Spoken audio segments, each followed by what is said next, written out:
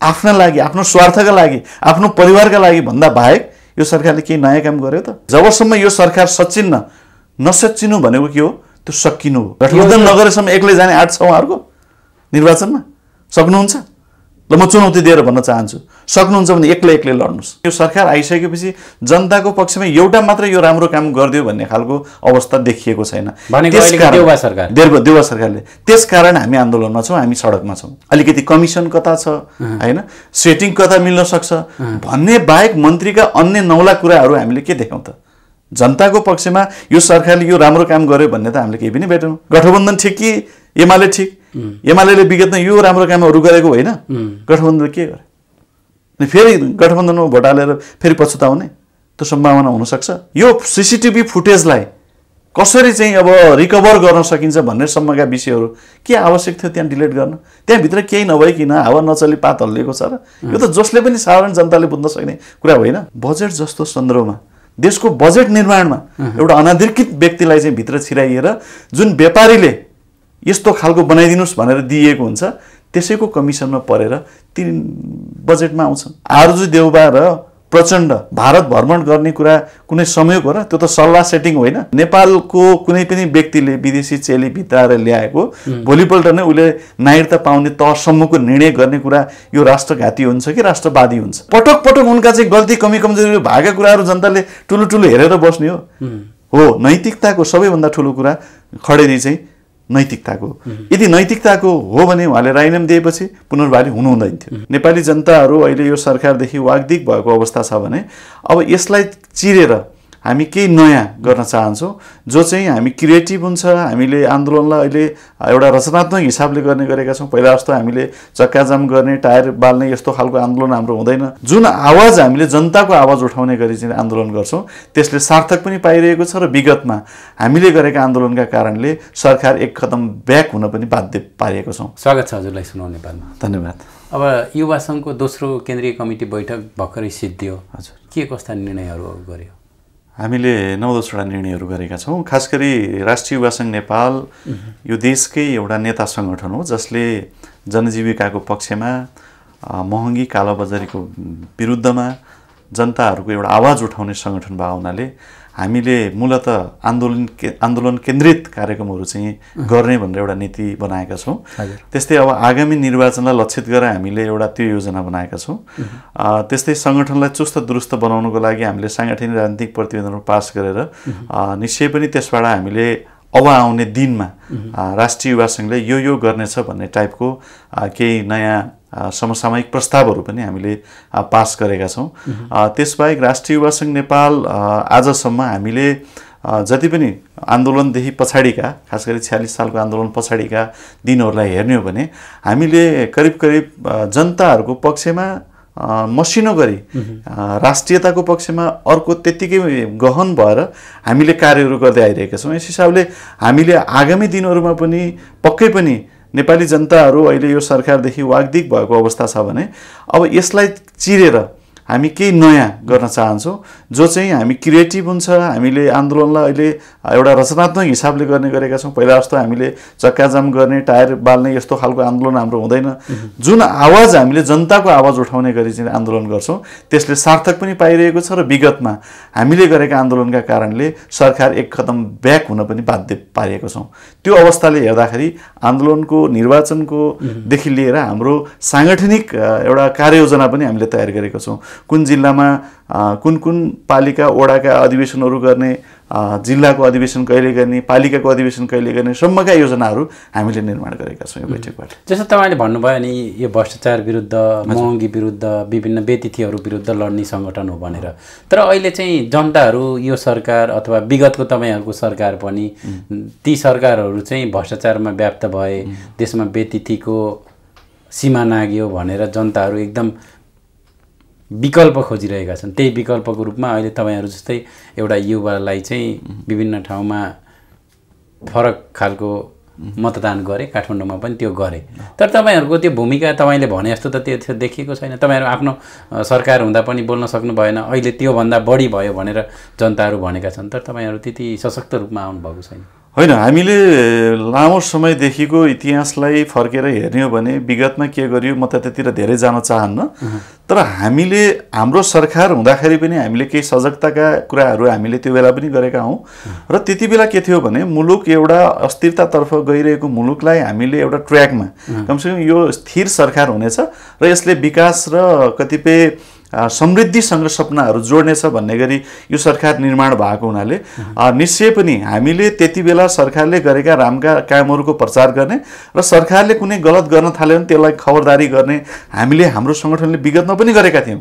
तर जति बेला हाम्रो सरकार सञ्चालनमा थियो त्यति बेला विकासका धेरै कुराहरू जोडिएका थिए, समृद्धिसँग जनताका धेरै सपनाहरू जुन जोडिएका थिए त्यसलाई पुरा गर्नको लागि चाहे हामीले यो धरहरा ठडिएकोदेखि रानी पोखरी बनेको कुराहरू होस्, देशव्यापी रूपमा धेरै बाटोहरू कालोपत्र बन्ने र चौडा हुने कुराहरू हुन्, अथवा देश एउटा सुरुङ युगमा प्रवेश गरेको अवस्था जति बेला हामीले यो थानकोटबाट यो सिस्ने खोलासम्मको जुन बाटो हो त्यसलाई सुरुङ मार्गबाट दिने कुरा र काठमाडौँमा मेलम्ची पहिलोपटक भित्राउने कुरा, यी सबै कुराहरू जुन एउटा योजनाबद्ध हिसाबले यसलाई सरकारले अगाडि सारेका थिए र त्यही ढङ्गबाट हामीले यो सरकारले गरेका राम्रा कामहरूको प्रचारका सन्दर्भमा पनि हामी अगाडि बढिरहेका थियौँ भने अहिलेसम्म मलाई के लाग्दैन भने यो सरकार आइसकेपछि जनताको पक्षमा एउटा मात्र यो राम्रो काम गरिदियो भन्ने खालको अवस्था देखिएको छैन देउबा सरकारले। त्यसकारण हामी आन्दोलनमा छौँ, हामी सडकमा छौँ।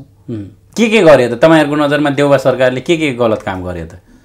अब यो सरकार बन्ने दिनदेखि सुरु गर्नुपर्छ। सरकार बन्ने दिनदेखि नै यसले बेतिथि भित्राउने गरी केही जस्तो सेटिङमा न्यायालयलाई चलाउन प्रयास गर्नु र त्यो सँगसँगै देउबा प्रधानमन्त्री भएकै दिन होइन विजय गच्छदारलाई जुन एउटा थोरै धरौटीमा जम्मा 10 लाख धरौटीमा चाहिँ रिहा गर्नसम्मका कुराहरू अथवा त्यसलाई छुट दिने कुराहरू जुन गरे, लगत्तै चाहिँ एउटा अपराधी अफ्ताब आलमलाई उनी भेट्न जेलमा पुगे होइन, त्यहाँबाट सुरु भएको उनको सिलसिला। त्यसपछि जयसिंह धामीलाई भारतीय एउटा जुन एसएसपीले हत्या गर्नेसम्मको चाहिँ ट्विन काटेर जुन हत्या गरेको विवश छ, त्यसका विरुद्धमा यो सरकारले भारत सरकारलाई एउटा डिप्लोमेटिक नोट समेत लेख्न सकेन। त्यति मात्र होइन, त्यसपछि नेपालको आकाशमा भारतीय हेलिकप्टर कुद्दा समेत पनि यसले विरोध गर्न सकेन, अथवा यसले यो यस्तो होइन है, यो खास यस्तो हुनुपर्छ भनेर सामान्य कुरा पनि उसले गर्न सक्दैन। त्यसपछि यता आएर हेर्ने हो भने अलिकति कमिसन कता छ होइन, सेटिङ कता मिल्न सक्छ भन्ने बाहेक मन्त्रीका अन्य 9 लाख कुराहरू हामीले के देख्यौँ त? जनताको पक्षमा यो सरकारले यो राम्रो काम गर्यो भन्ने त हामीले केही पनि भेटेनौँ। महँगी कति माथि बढेको छ होइन, भनेको यो सरकारले एउटा पनि जनता पक्षमा एउटा पनि काम गरेन अहिलेसम्म गरेको छैन। हामीले गरेको भए हामीले हो पक्कै पनि गरेकोलाई गरेको भन्नुपर्ने ठाउँमा हुन्थ्यो होला, तर यो सरकारले कुनै पनि जनताको पक्षमा यो राम्रो काम, किन जनतालाई चाहिने जनजीविकाको पक्षमा गर्नुपर्ने कुराहरू के हो भन्दा जनताको पक्षमा गर्नुपर्ने काम भनेको जनतालाई शास्ति दिने होइन, जनतालाई सेवा दिने हो, सुविधा दिने हो, जनतासँग अति नजिक भएर काम गर्ने हो। तर हामी जहाँ जान्छौँ, आज हरेक कार्यालयहरूमा जाने भने त्यहाँ घुसखोरीका कुराहरू देखिन्छन्, कमिसनका कुराहरू देखिन्छन्। सरकारलाई हेऱ्यो भने सेटिङका कुराहरू चाहिँ सम्झनामा आउँछ। अस्ति मात्र हामीले हेऱ्यौँ होइन, अर्थतन्त्र कहाँ पुगेको छ होइन, देशको अर्थमन्त्रीले अर्थतन्त्रलाई चलाउने सन्दर्भमा जे बेठिक गरिरहेका थिए, तर बजेट जस्तो सन्दर्भमा देशको बजेट निर्माणमा एउटा अनाधिकृत व्यक्तिलाई चाहिँ भित्र छिराइएर जुन व्यापारीले यस्तो खालको बनाइदिनुहोस् भनेर दिएको हुन्छ त्यसैको कमिसनमा परेर ती बजेटमा आउँछन् भने यो त कुनै आश्चर्य छैन। यसमा त जनताले एकदमै बुझ्ने त्यो त एमालेको आरोप हो, त्यो पुष्टि हुन सकेन। सफाई पाउनु भयो जनार्दन शर्माले, पुनः अर्थमन्त्री भएर आउनु भयो, त्यो त एमालेले आरोप लगायो राम्रा नेताहरू बिगार्न खोज्यो भने त्यसलाई त प्रतिनिधि सभामा हात उठाउन लगाइदिएर बहुमत कसो पक्षमा छ भन्दैको भए हुन्थ्यो। यो त देखाउनुको लागि गरिएको थियो। तर एमालेका सांसदहरूले विद्रोह त गरेनन्, समितिमा बसेका सांसदहरूले विद्रोह गरे, 4 जनाले विद्रोह गर्नुभयो, अन्तिममा आएर गर्नुभयो, सुरुमा त गर्नु भएन। फरक मत त त्यो त अन्तिममा आएर सुरुबाटै उहाँहरूले के भन्नुभएको छ भने फोनको कल डिटेलको कुरा गरिएको छ, त्यो मिल्दैन, त्यो चाहिँ व्यक्तिगत कुरा भन्छ होइन। यो सीसीटीभी फुटेजलाई कसरी चाहिँ अब रिकभर गर्न सकिन्छ भन्ने सम्मका विषयहरू के आवश्यक थियो त्यहाँ डिलिट गर्न? त्यहाँभित्र केही नभइकन हावा नचली पात हल्लिएको छ र यो त जसले पनि साधारण जनताले बुझ्न सक्ने कुरा होइन। तर त्यो भएकै हो भन्ने कुराको प्रमाण त्यो सीसीटीभी फुटेज डिलिट भएको छ र त्यसलाई चाहिँ जसरी उतार्न खोजिएको छ त्यो पनि सेटिङकै हिसाबले यो राम्रो क्वालिटीमा आएन, भिडियो यस्तो राम्रो बुझिएन भन्ने हिसाबले ल्याइएको छ। यो त नियोजित थियो। तर त्यो सेटिङमा एमाले पनि एम अधिकारीसँग साटो भन्ने फेरि अर्को आरोप छ। त्यस्तो यो त निराधार हो। किनभने एम अधिकारी भन्ने व्यक्ति को हुन् के हुन् भन्नेतिर चाहिँ म त्यति धेरै जान चाहन्न। देशको एउटा गभर्नरले जसरी राष्ट्रलाई यो अर्थतन्त्रको सन्दर्भमा होस् अथवा चाहिँ अहिले ब्याङ्किङ प्रणालीमा भएका कतिपय करेक्सनका कुराहरू हुनदेखि लिएर सेयर बजारसम्मका धेरै विषयहरूलाई उनले एउटा सिस्टममा ढालिसकेपछि अब यो सरकारले उनलाई हटाउन चाहन्थ्यो कुनै न कुनै बहानामा। यसकारण निलम्बित पनि गर्यो। निलम्बित गरिसकेपछि फेरि सर्वोच्चले जुन न्याय दियो यसकारण उनी त्यो ठाउँमा छन् र कुनै पनि चिज फाल्ने नपाएपछि अब प्रपञ्च रच्नु त पर्यो। कसरी चाहिँ एम अधिकारी भनेर चाहिँ यसलाई यहीबाट फाल्न सकिन्छ कि भन्ने आधारमा आएको विषय एउटा छ। त्यससँग कुनै पनि तालमेल यसले खाँदैन। तर अर्थमन्त्रीले गरेको गलत कुराको त गलत हो भन्ने कुरामा त नेपालका जनताहरू त्यति अबुझ पनि छैनन् जसले चाहिँ यो कुरा चाहिँ सेटिङ होइन भन्न सकुन्। यो त बुझ्ने कुरामा छ, बुझ्ने भाषामा छ। किनभने रूपमा आज गएर संसदमा आज पहिलो पुनर्वादी भएपछि संसदमा पहिलो बैठक भयो, एमाले त कुनै प्रश्न उठाएन। होइन, हामीले अस्तिदेखि जस्तो कुरा उठाएको के हो भने कुनै पनि व्यक्तिको नैतिकताको कुराहरू हामीले प्रश्न उठाउने हो।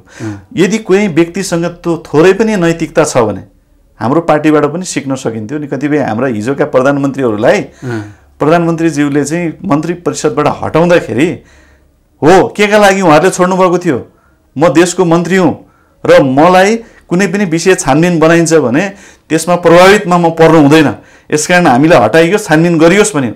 त्यो छानबिन गरिसकेपछि कुनै पनि विषयहरू प्रमाणित भएन नि। तर प्रमाणित नभए पनि उहाँहरूले नैतिकता आधारमा राजीनामा दिनुभयो, फेरि बहाल त हुनु भएन। तर अहिलेका अर्थमन्त्रीले थोरै नैतिकता देखाउनु पर्दैन। अनि अर्को कुरा, माओवादी केन्द्रमा अरू त्यस्ता नेताहरू थिएनन् जसले देशको अर्थतन्त्र हाँक्न सक्ने गरी आफूलाई त्यो ठाउँमा राखुन्। तिनै व्यक्ति जो आलोचित छन्, पटक पटक उनले जसले गल्ती गरेका छन्। अनि यो हामीले बुझे होइन र हिजो पनि त एकजना विदेशबाट पठाइएको एउटा अवैध पैसालाई उनले त्यो कालो धनलाई सेतो बनाउन लागे होइनन्। त्यसैमा चाहिँ अब महाप्रसाद अधिकारी गभर्नरलाई चाहिँ उनले त्यहाँबाट थर्काएको पनि होइनन्। भने पटक पटक उनका चाहिँ गल्ती कमी कमजोरी भएका कुराहरू जनताले ठुलो ठुलो हेरेर बस्ने हो। नैतिकताको सबैभन्दा ठुलो कुरा खडेरी चाहिँ नैतिकताको। यदि नैतिकताको हो भने उहाँले राजीनामा दिएपछि पुनर्वादी हुनु हुँदैन थियो। तर नैतिकता नभएपछि त के जे पनि गरे भयो, जसो पनि गर्न मिल्दो रहेछ। अब एमाले के गर्छ? एमाले भन्दा पनि एमाले मात्र होइन, एमाले एउटा हिजो साङ्केतिक रूपमा एउटा आन्दोलनको कार्यक्रम गर्यो जहाँबाट यो सरकारका व्यथितिका कुराहरू, यो सरकारले गरेका नराम्रा कामहरूलाई खबरदारी गर्ने, राम्रो त यसले एउटा पनि गरेको छैन। र आजसम्म हिजो गठबन्धनको सरकार बनेदेखि यसले अदालतलाई सेटिङमा चलाएर आफू बनेको सरकार, परमादेशबाट बनेको सरकार भएर होला मलाई थाहा छैन। तर पटक पटक जुन गल्तीहरू कमी कमजोरीहरू भइरहेको छ नि, जस्तो कानुन मन्त्रीमा चाहिँ फेरि गोविन्द बन्दीलाई लिएर आएर जुन विवादित काम गर्यो होइन, जुन उनी प्रतिनिधि सभाका सदस्य पनि होइनन्, त्यस्ता व्यक्तिलाई ल्याइन्छ। कहिले अर्को कुनै व्यक्ति हुन्छ जसलाई चाहिँ ऊ प्रतिनिधि सभाको सदस्य होइन, 6 महिनाको लागि भयो भने मन्त्री बनाइदिन्छु भनेर भागभण्डा बाँड्ने कामहरू गर्छ। भन्दा बाहेक आफ्ना लागि, आफ्नो स्वार्थका लागि, आफ्नो परिवारका लागि भन्दा बाहेक यो सरकारले केही नयाँ काम गर्यो त? र सबैभन्दा महत्त्वपूर्ण कुरा, अस्ति आरजु देउबा र प्रचण्ड भारत भ्रमण गर्ने कुरा कुनै संयोग हो र? त्यो त सल्लाह सेटिङ होइन। त्यहाँ गएर के विषयहरू छलफल भए अनि नेपाल आउने बित्तिकै भोलिपल्ट नागरिकता विधेयकको कुरा उठ्ने र त्यही नागरिकताको विधेयकलाई लिएर नेपालको कुनै पनि व्यक्तिले विदेशी चेली भित्राएर ल्याएको भोलिपल्ट नै उसले नागरिकता पाउने तहसम्मको निर्णय गर्ने कुरा यो राष्ट्रघाती हुन्छ कि राष्ट्रवादी हुन्छ? त्यहाँबाट हामीले भन्न सक्दैनौँ। भनेको यहाँ प्रचण्ड र आरजु दिल्लीमा भेट्नु यो सेटिङ हो? सेटिङ हो। सेटिङमा किनभने भारतले त्यो चाहन्थ्यो, यो धेरै पहिलाबाट चाहिँ हामीले रोक्दै आइरहेका थियौँ। यसलाई चाहिँ नेकपा एमाले विगतमा चाहिँ नागरिकता विधेयकलाई ल्याएको कुरालाई पनि उठाइएको छ। तर फरक के हो भने त्यति बेला नागरिकता विधेयक ल्याएको नेकपा एमाले के कारणले थियो भन्दा तत्कालीन त्यो बेलाका मधेसवादी दलहरूले यो अन्याय छ, लामो समयदेखि नेपाली नागरिकले चाहिँ नागरिकता पाउन सकिरहेको छैन भन्ने विषयलाई उठान गरेको थियो। तर त्यो बेला चाहिँ 7 वर्षको मापदण्ड त थियो नि। तर यो सरकारले त अहिले 7 वर्ष होइन, भारतमा 7 वर्ष छ त्यहाँ हुने, अनि नेपालमा चाहिँ 1 दिन दिने भन्ने हुन्छ? यस्तो गर्न हुन्छ? यो राष्ट्रघाती होइन? अनि अब यो अनुमा प्रचण्ड र आरजुको दिल्ली भेट यसले धेरै कुराहरू त्यहाँबाट बयान गर्दछ। किनभने यो बेमौसमी बाजा भनौँ न, के आवश्यकता थियो त दिल्लीमा जानेको लागि? होइन, कुनै पनि विषय जहाँ उनीहरू जुन बैठकमा बसे, दुवैजना सँगै भएको बैठक पनि हामीले हेऱ्यौँ, नेपाली जनता त्यति सोझा छैनन्। आज यो प्रविधिको युग हो, घरमा बसेर सबै कुराहरू हेर्न पाइन्छ। हिजो जनतालाई ढाँटे जस्तो अवस्था अहिले होइन नि। त्यो हिसाबले जे काम त्यहाँ गरियो जस्ताको तस्तै हामीले नेपालमा हेऱ्यौँ। यसले गर्दाखेरि यी सबै गलत प्रविधिका विरुद्धमा अब नेकपा एमाले सशक्त आवाज उठाएर सडकमा आउनेछ र हामीले आन्दोलनको आधी बेरी अगाडि बढाउनेछौँ। र युवा सङ्घको तर्फबाट भन्नुपर्दाखेरि हामीले जबसम्म यो सरकार नसच्चिनु भनेको के हो, त्यो सकिनु हो। किनभने विगतले त्यही बयान गरेको छ। सरकारमा आएका मन्त्रीहरू जब बाहिरिन्छन्, बाहिरिसकेपछि यो सरकार ठिक छैन भने त त्यही मन्त्रीले भनिरहेछन्। तर तपाईँले यति भनिरहँदा जनतालाई जस्तो आन्दोलनको आधी बेरी ल्याउँछौँ के गर्छौँ भन्नुभयो, जनता फेरि एमालेप्रति पनि त्यति आकर्षित छैन क्या।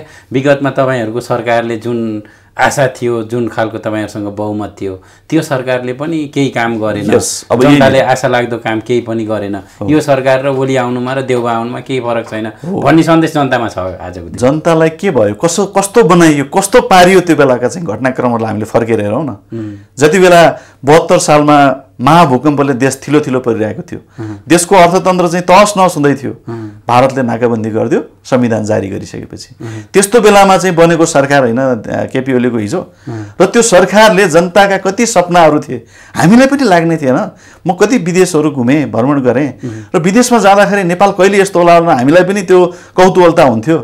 तर त्यति बेला उहाँले जनतामा मूर्छित भएका सपनाहरूलाई उजागर गर्ने काम त गरिदिनु भयो नि, हैन? र जति पनि समृद्धिसँग जोडिएका सपनाहरूलाई कहिले त्यो कार्यकालमा जगाउनु भयो, जनताले मत पनि दिए। तर त्यसपछिको सरकारमा आएपछि उहाँ पनि यस्तै देउला गर्दै खेल्न लाग्नु भयो भन्ने होइन, विश्लेषण छ। काम गर्न सुरु भएदेखि फर्स्ट डे वानबाट हामी त एउटा गठबन्धनको सरकार जस्तै थियौँ। पार्टी एकीकरण त पछि आएर भयो।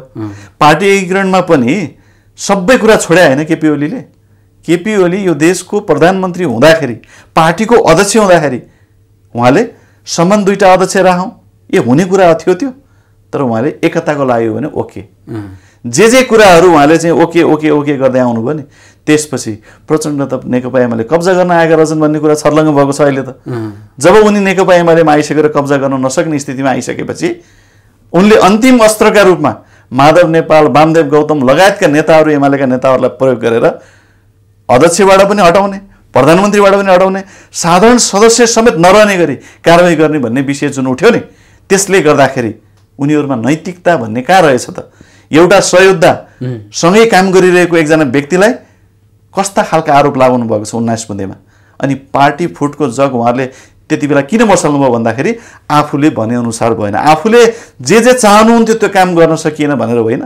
र त्यही कुरा चाहिँ केपी ओलीले रोक्दाखेरि, तत्कालीन प्रधानमन्त्रीले ती कुराहरू रोक्दाखेरि अनि उहाँमाथि प्रहार भएको होइन। र प्रहार भइसकेपछि उहाँ धेरै कामहरू चाहिँ भए, विकासका, समृद्धिका धेरै कुराहरू अगाडि बढे। अहिले पनि निरन्तर पाइरहेका छन् ती विषयले। तर त्यति बेला उहाँलाई काम गर्न नदिने गरी जसरी चाहिँ घेराबन्दी गरियो नि, त्यो घेराबन्दीका बिचमा पनि उहाँ सफल हो। हामीले त्यो एनालाइसिस गरेका हौँ हिजो। किनभने 1, 2, 3टा घटना भएको मैले यो राम्रो गरेँ भन्दिनु, यति धेरै कामहरू त्यति बेला चाहिँ एक पछि अर्को गर्दै भएका छन्। समृद्धिसँग जोडिएका यो भैरवा र पोखराको चाहिँ एयरपोर्ट, अन्तर्राष्ट्रिय एयरपोर्ट केपी ओली नभएको भए यति छिटै चाहिँ यो उद्घाटन हुने अवस्थामा आउँथ्यो र? देशमा पूर्व पश्चिम सम्मको जुन राजमार्ग छ त्यसलाई चौडा गर्ने नाममा आज जति विकासका कामहरू भइरहेका छन्, कोरोला र यो केरुङ नाकालाई जोड्ने सन्दर्भमा जति कामहरू अगाडि बढिरहेको छ, यो सरकार आएपछि हेर्नु त यसको सुस्तता, यसमा ब्रेक लागेको। फास्ट्यागको काम हेर्नु त, पहिला कुन गतिमा कुन स्पिडमा काम हुने गर्दथ्यो, हामी फर्केर हेरौँ त ती कुराहरू बिर्सिन मिल्छ। अहिले अघि नै मैले उठाएँ, काठमाडौँमा मेलम्ची आउनलाई त केपी ओली नै चाहिँदो रहेछ त।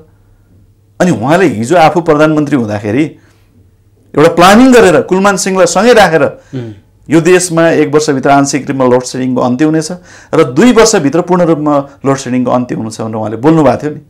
त्यो बोल्ने कुरामा मान्छेले उहाँलाई पागल पनि भने नि, तर भयो त त्यही।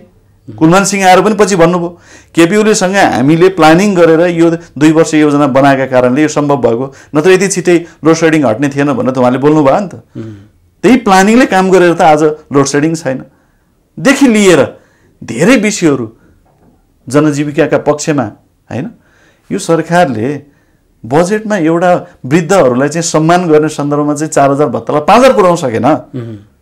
तर उमेर त घटाइदियो त, उमेर घटाउने 68 ल्याइदियो होइन। उमेर घटाउने कुरा त देखाउने एउटा चाहिँ दाँत मात्र हो। त्यसलाई चाहिँ के मात्र गर्न खोजिएको भने नेपालको सरदर आयुलाई हेरिकन, नेपालको सरदर आयुलाई एउटा आधार मानेर उसले चाहिँ 2 वर्ष घटाएको हो, अन्य विषय होइन। सरदर आयु त 68 भन्दा तल छ नि, तर त्यो देखावा हो। तर त्यहाँ भित्रको सबैभन्दा राम्रो पक्ष के हुन सक्थ्यो भन्दा त्यहाँ त माओवादीको प्रचण्ड पनि थिए नि त त्यो नेतृत्व सरकारमा, उनको पनि त कोलिसन गभर्नमेन्ट हो। र हिजोको चाहिँ ल मानिलिउँ, हिजोको घोषणापत्रमा कम्युनिस्ट पार्टीले यो गर्नेछ भने चाहिँ 5000 पुर्याइन्छु भन्ने मान्छेलाई त्यति भनिदिएको भयो हुन्थ्यो नि त, आफ्नै अर्थमन्त्री थिए। त्यो त गर्न सक्नु भएन। र बजेटमा उहाँहरूले आफू बाँडीचुँडी खाउँ भन्ने बाहेक कतिवटा योजना काट्नुभयो भन्नु त? 1400 वटा देशभरिका बाटाका योजनाहरू काटिएन? कति धेरै योजनाहरू काटिए? विकासका लागि कस्तो तीव्र गतिमा गएका वेगलाई उहाँले कसरी रोक्नुभयो? भनेको यति धेरै विकास र समृद्धिका कुराहरू अगाडि बढिसकेपछि त्यो देख्न नसकेर अब यो केपी ओली चाहिँ एकदमै लोकप्रिय हुने भयो र यसलाई जसरी ढाल्नुपर्छ भन्ने कुराहरू उहाँले अगाडि सारेको होइन। होइन भने के कारणले उहाँले त्यो गल्ती गर्नुभयो त? किनभने आज त के भन्नुभएको थियो केपी ओलीले? दुईटा कुरा गर्नु भएन उहाँले, महाधिवेशन चाहिँ चैतमा गरौँ र अब आउने निर्वाचनबाट म प्रधानमन्त्री होइन तपाईँहरू भन्नुहोस्।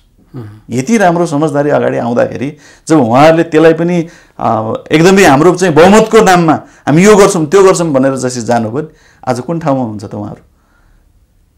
गठबन्धन नगरेसम्म एक्लै जाने आँट छ उहाँहरूको निर्वाचनमा? सक्नुहुन्छ? ल म चुनौती दिएर भन्न चाहन्छु, सक्नुहुन्छ भने एक्लै लड्नुहोस्। प्रचण्डहरू छ त्यो दम छ उहाँहरूसँग। काङ्ग्रेसको चाहिँ पाउ समात्न जानुभयो होइन? त्यही काङ्ग्रेसले गर्दाखेरि यति सम्मानजनक मत आएको होइन अहिलेको स्थानीय तहको निर्वाचनमा। हिम्मत भयो त एक्लै लड्नु पर्यो नि, देखाइदिन्छु भन्ने मान्छेले त देखाइदिनु पर्यो नि एक्लै लडेर। जसको आफ्नो कुनै भरोसा छैन, जसले आफूले केही गर्न सक्छु भन्ने जस्तो लाग्दैन, अर्कोसँग मिल्नु परेको छ, त्यो पार्टीको त्यति ठुलो कुरा गर्न सुहाउने हो। तर हाम्रो त विगतमा भन्दा मत केही बढेको छ होला। हिमालले पनि फेरि होली वाइन पार्टीहरूसँग राप्रापासँग मिलो भन्ने आरोप छ फेरि। अरे बाबा, त्यो स्थानीय आवश्यकताका आधारमा कसले कसलाई मिलायो भन्ने कुरा ठुलो कुरा होइन नि। स्थानीय आवश्यकताका आधारमा कोही पार्टी मिल्ने नमिल्ने भन्ने कुरा त हामीले त तल स्थानीय स्तरमा त हामीले त खुला छोडिदिएका थियौँ। त्यसमा जसले जोसँग मिलेर उहाँहरूले गर्नुभयो त्यो उहाँहरूको कुरा थियो होइन। तर यथार्थ कुरा के भन्दाखेरि जब उहाँहरूको चाहिँ गठबन्धन सरकार यसलाई जोगाइराख्ने र फेरि यो अब आउने निर्वाचनबाट पनि त्यही खालको चाहिँ गठबन्धन लिएर जाने भनेर जसरी अहिले उहाँहरूले निर्णय गरिरहनु भएको छ नि, यसको एउटै मात्र मकसद के हो भन्दा अब जसरी हुन्छ हामीले सत्ता कब्जा गऱ्यौँ, अब यसलाई चाहिँ छोड्नु हुँदैन, अब यहीँ जे गरिरहेका छौँ यसलाई नै हामीले लिएर जानुपर्छ। जनताको प्रभाव पनि छैन, जनताको पक्षमा केही कुराहरू राम्रो आउँछ त्यो हामीलाई लाग्दा पनि लाग्दैन होइन। कति सिस्टमेटिक थियो हेर्नु त, कति सिस्टम बसाउन खोजेको थियो। राष्ट्रिय परिचय पत्रका कुराहरू होइन, त्योभन्दा अगाडिका चाहिँ मालपोतका अवस्था हेर्नुहोस्, केपी ओली सरकारमा आउनुभन्दा अगाडिका, त्योभन्दा अगाडिका नापीका कुराहरू हेर्नुहोस्, त्योभन्दा अगाडिका चाहिँ अरू अड्डा अदालतका कुराहरू हेर्नुहोस्। पुरै सिस्टममा ल्याइदिने काम कसले गर्यो? आज सबै कुरा अनलाइन माध्यमबाट हुने गर्छ। तर अहिले ढिला सुस्तीका नाममा फेरि पनि कर्मचारीहरूले त्यसलाई माई खाने भाँडो बनाउन खोजिरहेका छन्। त्यसलाई यो सरकारले माथिबाट करेक्सन गर्नु पर्दैन, मोनिटरिङ गर्नु पर्दैन? खै त गरेको, छोडिदिएको छ।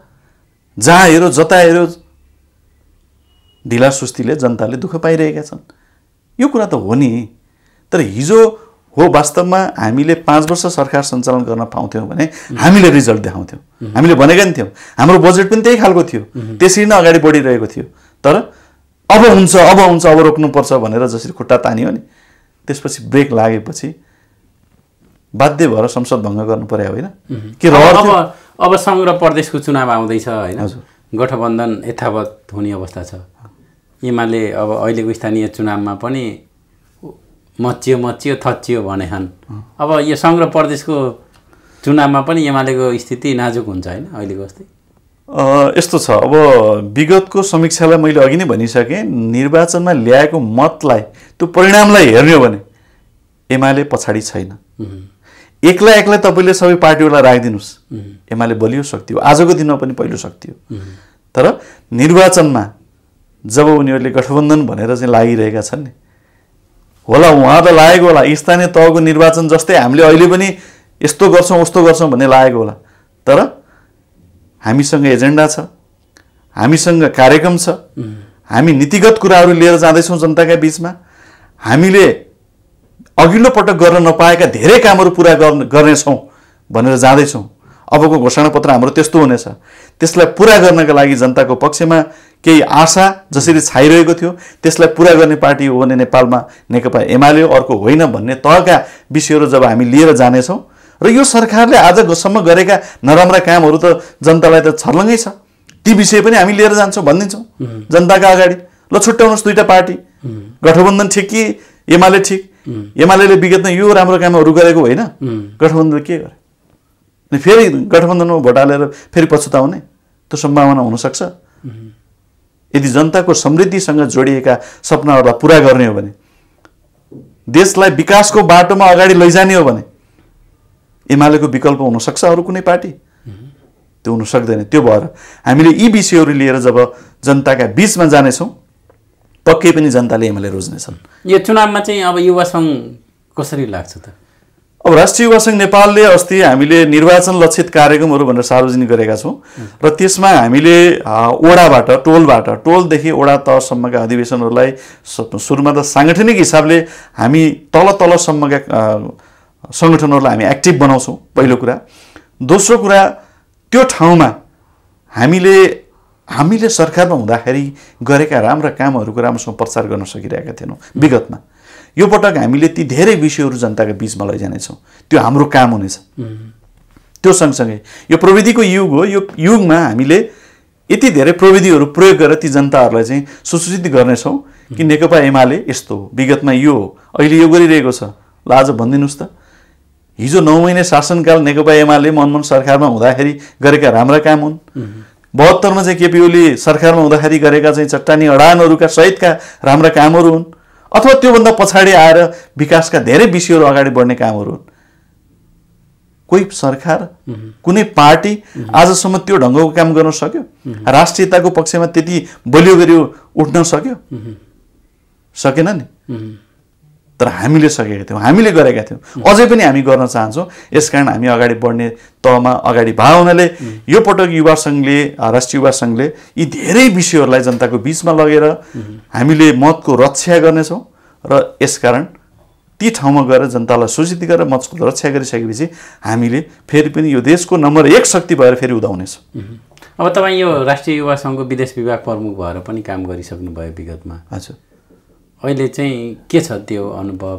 तपाईँको विभिन्न कार्यक्रमहरू पनि गर्नुभयो। विदेश विभागका सन्दर्भमा म धेरै देशहरू पुगेँ, झन्डै म 52वटा देश पुगेँ। 52वटा देशमा पुग्दाखेरिका मेरा धेरै अनुभवहरू छन्।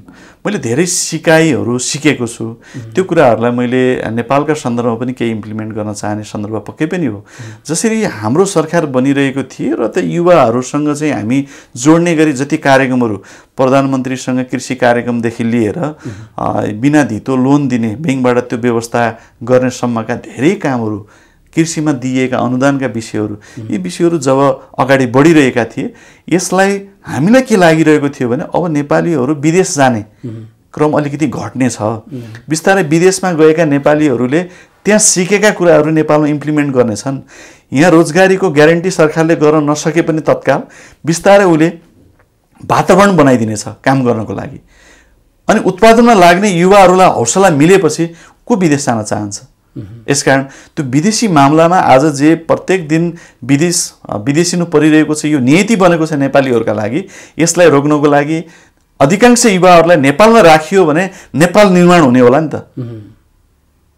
हामीले बाहिर पठाइरहेका छौँ, आज रोक्न सकिरहेका छौँ। यो सरकार त झन् यस्तो बाधक बन्यो कि नेपालमा वातावरण छैन भनेर आज पनि धेरै युवाहरू विदेशी रहेका छन्। हो, यही विषय हामीले, म विदेश विभाग हुँदाखेरि, प्रमुख हुँदाखेरि मैले त्यहाँका धेरै चित्कारहरू सुनेको छु।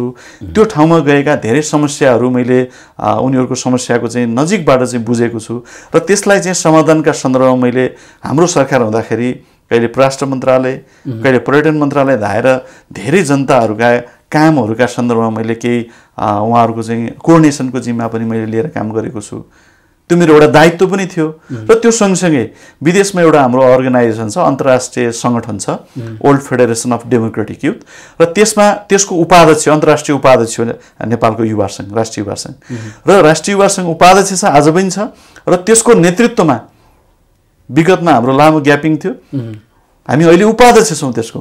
त्यो उपाध्यक्ष जिताउनुको लागि पनि मैले साइप्रसको जुन महासभा छ त्यसमा पनि त्यही खालको भूमिका खेलेर अहिले विश्व मानचित्रमा नेपालको सन्दर्भमा के हो त, नेपालमा के हुँदैछ त, कम्युनिस्टका सन्दर्भमा के हो, विगतमा के थियो, अहिले के भइरहेको छ भन्ने सम्मका विषयहरू हामीले त्यहाँ चर्चा गर्ने गर्छौँ, छलफल गर्ने गर्छौँ।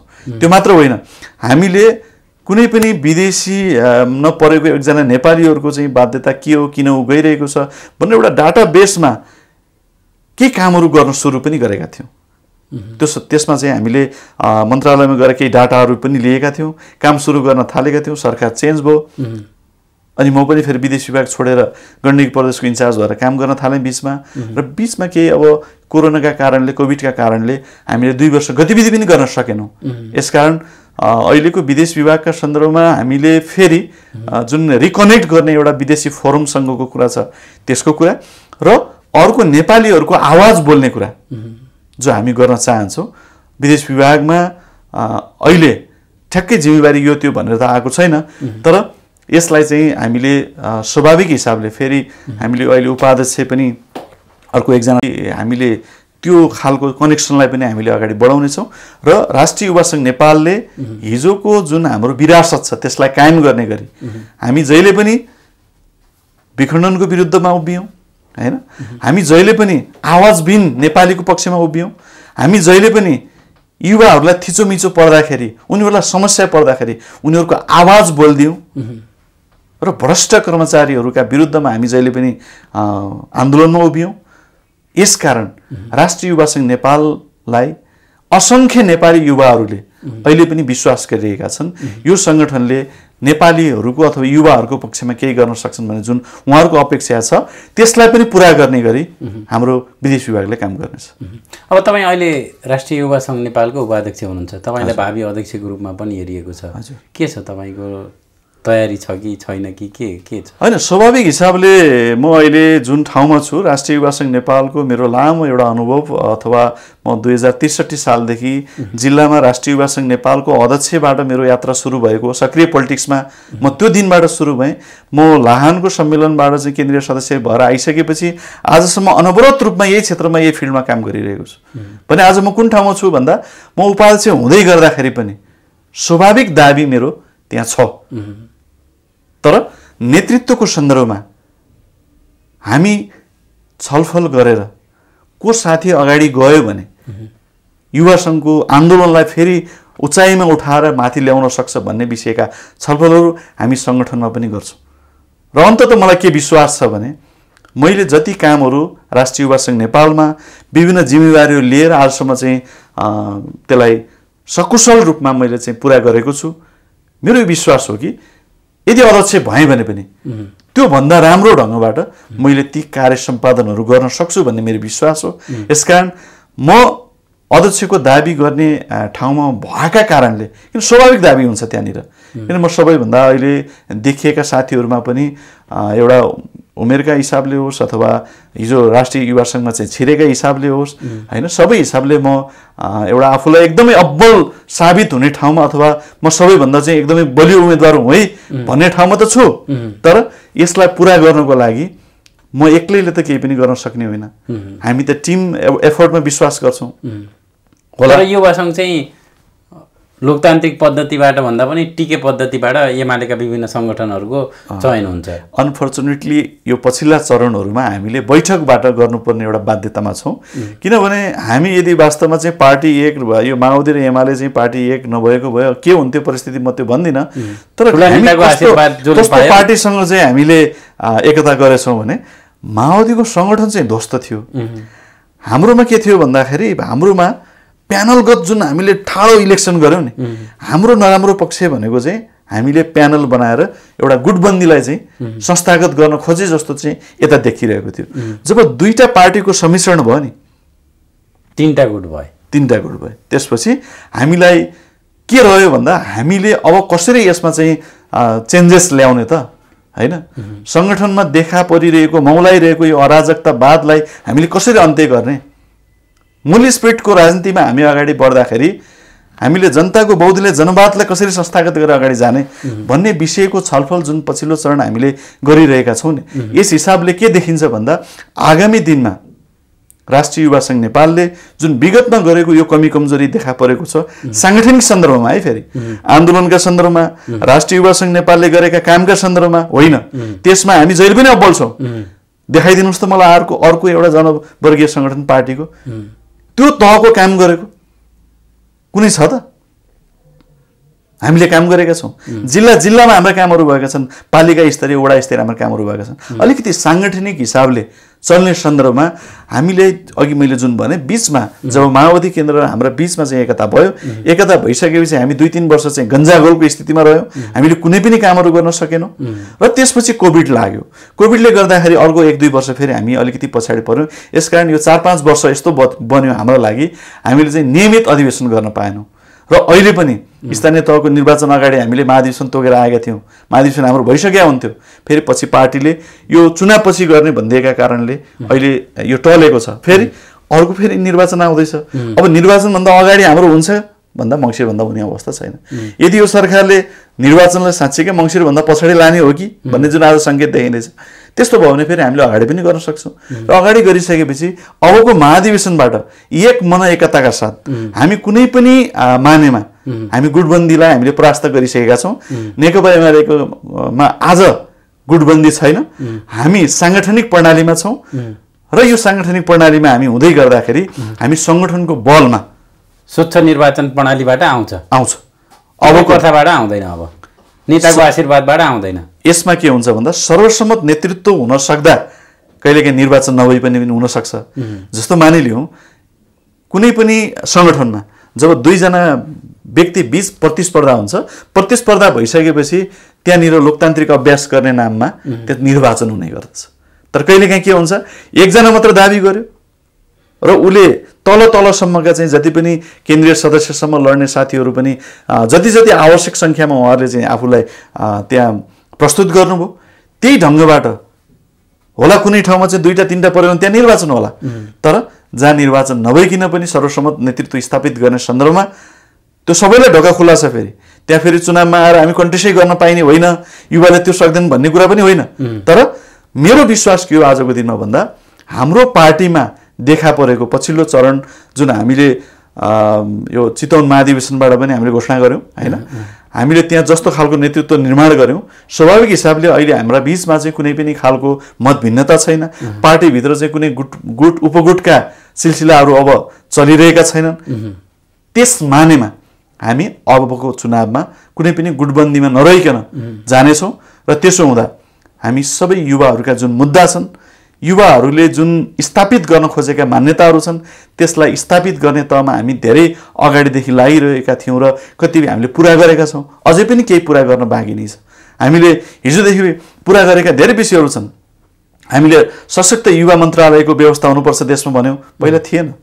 युवा तथा खेलकुद मन्त्रालय अहिले हामीले भेटाउँछौँ, त्यो हाम्रो एउटा माग थियो।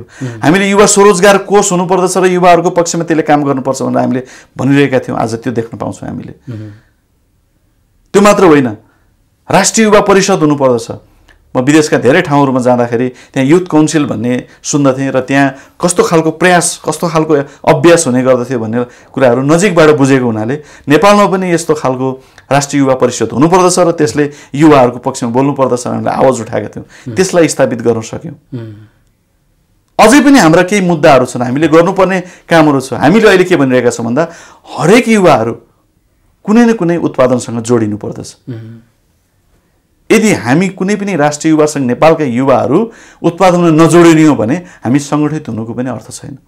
यसकारण हामीले पछिल्लो बुटोल महाधिवेशनबाट पारित गरेको जुन विषय छ यसलाई आगामी महाधिवेशनबाट पनि हामीले लिपिबद्ध गर्दैछौँ कि हरेक युवाहरू कुनै न कुनै उत्पादनसँग जोडिनु पर्दछ र उहाँहरूलाई स्थापित गर्ने सन्दर्भमा कुनै न कुनै क्षेत्र, नेपाल कृषिको क्षेत्रमा चाहिँ प्रचुर सम्भावना भएको हुनाले ज्यादा हामीले कृषिलाई जोड दिएका छौँ। त्यसबाहेक पनि उद्यम गर्न, इलम गर्न युवाहरूलाई कुनै पनि कुराले रोकेको त छैन हैन। उहाँहरूले निःशुल्क रूपमा चाहिँ शैक्षिक पत्र ब्याङ्कमा धितो राखेर पैसा निकाल्न पाउनुहुन्छ। त्यसलाई प्रयोग गरेर पनि केही कामहरू गर्न सकिने अवस्था छ होला। यो सरकारले राम्रोसँग मोनिटरिङ गर्न सकिरहेको छैन, यो विषयलाई राम्रोसँग अगाडि बढाउन सकिरहेको छैन, यो सरकारको कमजोरी हो। तर हामीले विगतमा हाम्रो पार्टीलाई जे कुराहरू हामीले राखेका थियौँ युवाहरूको तर्फबाट र युवाहरूका पक्षमा हाम्रो पार्टीले जे गरिदिएको थियो त्यसलाई पनि व्यवस्थित हिसाबले चाहिँ चलाउनको लागि फेरि पनि यो देशमा नेकपा एमालेको सरकार हुनुको विकल्प म देख्दिनँ। हस्, महत्त्वपूर्ण समयको लागि यहाँलाई धेरै धेरै धन्यवाद। यो अवसर दिनुभयो र यो अवसर, यो समय जसरी तपाईँहरूसँग भलाकुसारी गर्न पाएँ र कतिपय युवाहरूलाई केही सुसूचित गर्न पाइयो त्यसका निम्ति फेरि पनि धन्यवाद।